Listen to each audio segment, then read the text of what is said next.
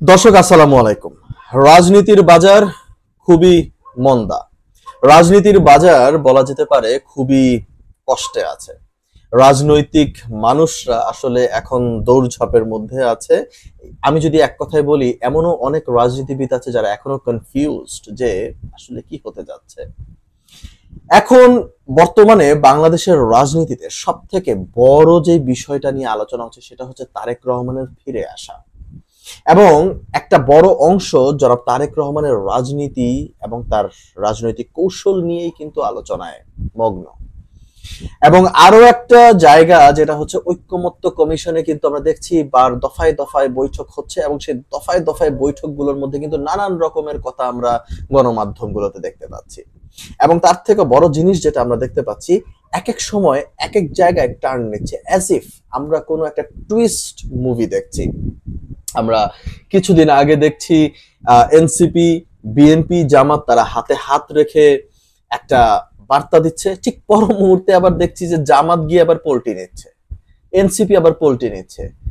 দেখুন, রাজনীতিতে আপনার প্রতিপক্ষ হিসেবে সবাই আপনার রাজনীতিতে আপনার অপর যে প্রতিপক্ষ যে দল তাকে নিয়ে আপনি সমালোচনা করতেই পারেন, কিন্তু যখন আপনি রাজনীতির মাঠে একটা সুবাতাসের বার্তা দিচ্ছেন, ঠিক সেই বার্তার মধ্যে দিয়ে কিন্তু আপনি আপনার নিজের দলের স্ট্যান্ডটাকেও কিন্তু জনগণের সামনে প্রকাশ করছেন।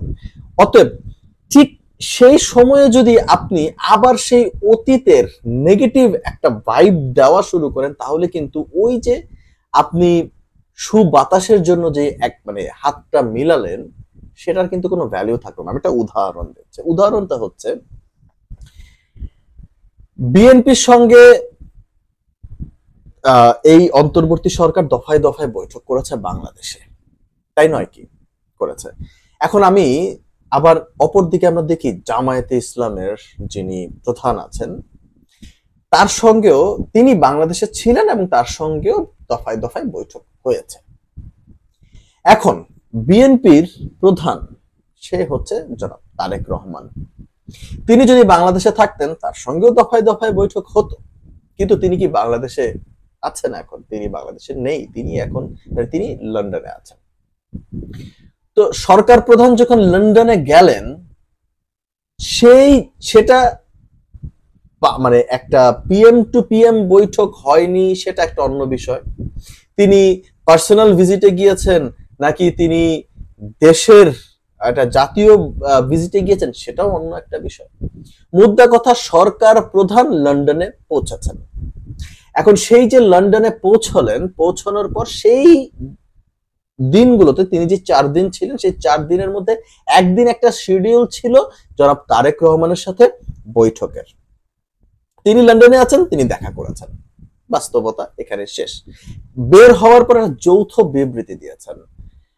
আমি মনে করি যে এই যৌথ বিবৃতি বাংলাদেশের রাজনীতির জন্য আরো ভালো একটা সুবাতাস। এর আগে কখনো কোন সরকার এক হয়ে যে পাওয়ারে আছে বা যে পাওয়ারে নাই, তারা এক হয়ে কখনো একটা যৌথ বিবৃতি দেয় নাই। তো এটা তো আমি মনে করি যে বাংলাদেশের জন্য একটা রাজনীতির সুবাতাস বয়ে আনছে। আমি এমনও অনেক দেশ আছে যে দেশে একটা সরকার যখন ক্ষমতায় আসে, এসেই কিন্তু সে বিরোধী দলেরও 2-4 জন এমপি কে কিন্তু মন্ত্রিত্ব দেন, সো দ্যাট বিরোধী দল কোনো কথা না বলতে পারে। এটা হচ্ছে একটা কৌশল। তো এই সরকারও সেই কৌশলটা নিয়েছে। তো সেই কৌশলের মধ্যে আমি মনে করি কোনো নেগেটিভ কোনো কিছু বার্তা বা নেগেটিভ কোনো ভাইব দেওয়া আমি যুক্তিসঙ্গত মনে করছি না বলেই আমার কাছে মনে হয়।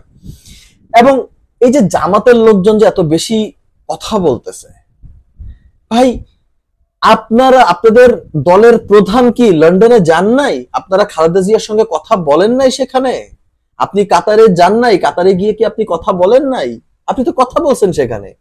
তা আপনি তো দেশের বাইরে গিয়ে কথা বলছেন। তা আপনি বিএনপির সঙ্গে একমত প্রকাশ করেন নাই? বিএনপির কোনো যে কোনো ডিসিশনে আপনি সমর্থন জানান নাই? তো সেটা কি যৌথ হয় নাই? আপনারা যে কোনো একটা সংস্কারে আপনারা কি দুই দল জামাত বিএনপি আপনারা কি এক হয়ে একটা মানে একটা সংস্কারে আপনারা একমত হন নাই, সেটা কি যৌথ হয় নাই?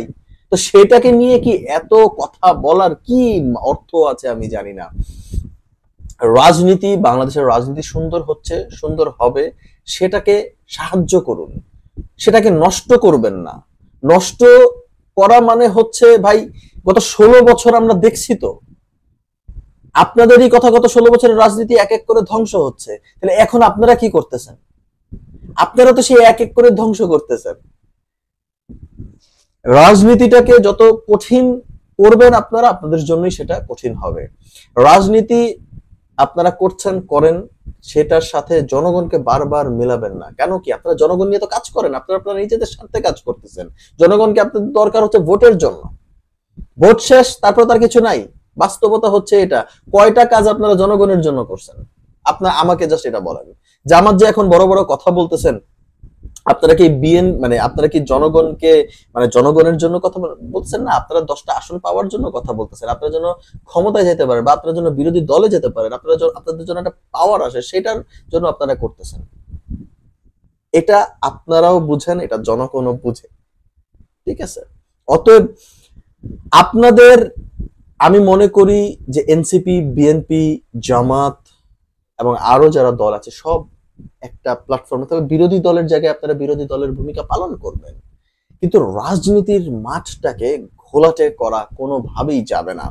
আপনারা দেখেন বিএনপি, আমি বিশ্বাস করি যে বিএনপি আগামী দিনে ক্ষমতায় আসবে, আসতেও পারে, আমি আগেই বলছি আসতেও পারে।